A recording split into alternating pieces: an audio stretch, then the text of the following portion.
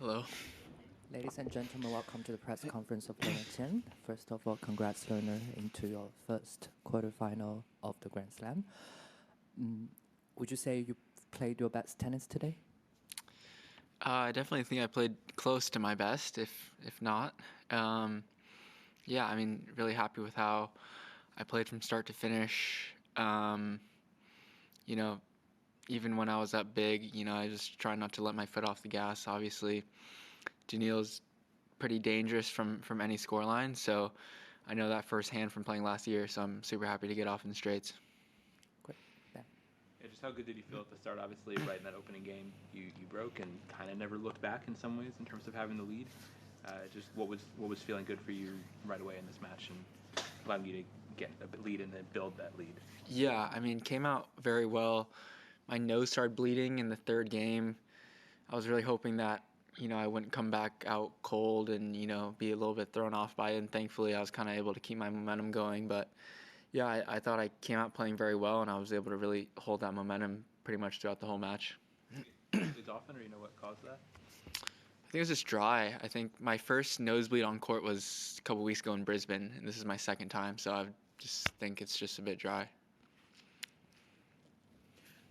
Could you believe the way that momentum was in your favour for so much of that game, and the way the sort of match and the way the sort of things were stacking up for you in the contest? Yeah, I mean, I was trying to keep it, you know, just think one point at a time, not think too far ahead. I mean, towards the third, I started to look back a little bit and almost be a bit surprised on how long I'd kind of been able to keep my momentum going for.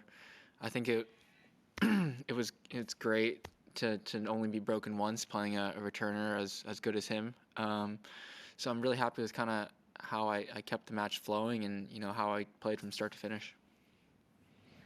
Leonard, congratulations. Just the way you played today and into obviously quarters. How much confidence does this give you going into that match against Zverev, and how do you feel about that one?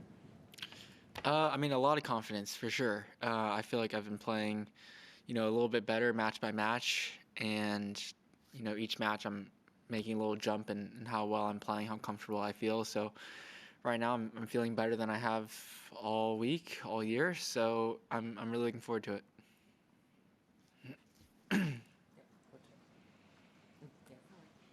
Looking back at last year's five-set epic, how do you think you've changed as a player since then? This was quite a different match today. Would you say, how would you compare the two? I feel like I have a lot more experience now.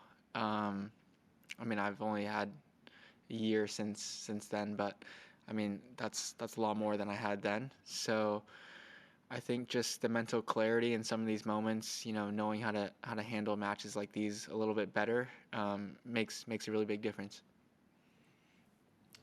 Hi, Leonard. Congrats. Have you had any nice messages or contact yet from friends and family? Yeah, a little bit. From those who are awake, got a few, which is nice to see after the match. Most of my family, my girlfriend, couple friends, couple old coaches. So yeah, it's nice to see once you get off the court.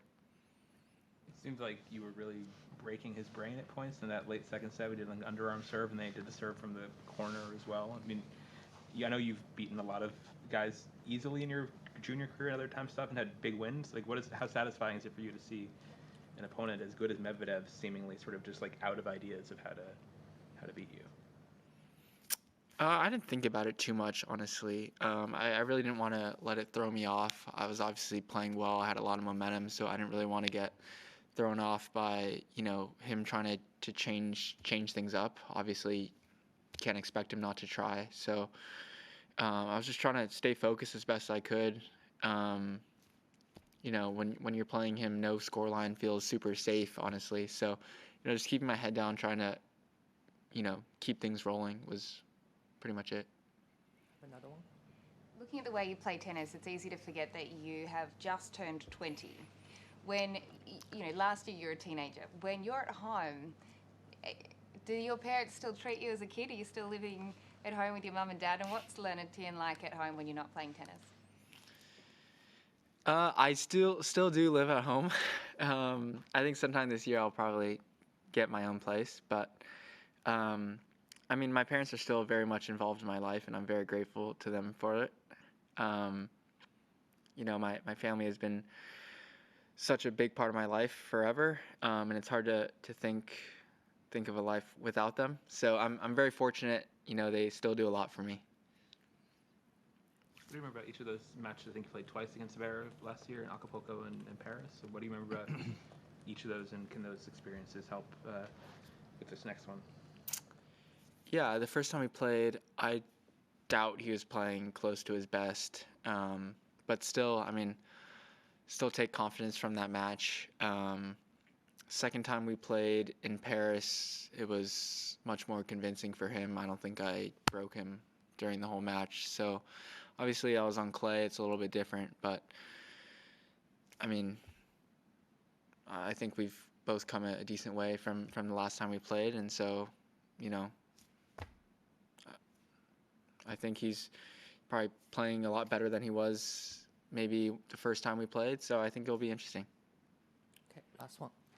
At times there's a fair amount of chatter between you and Michael in the box, and like just curious if you like to have a lot of interaction, like in matches in general, or how do you feel about that? I personally don't care that much. I always just tell him, you know, if there's something like blatantly obvious that I'm missing, feel free to shout at me, or if you can't get my attention, you know, feel free to do whatever it takes to get me to notice what you're trying to tell me.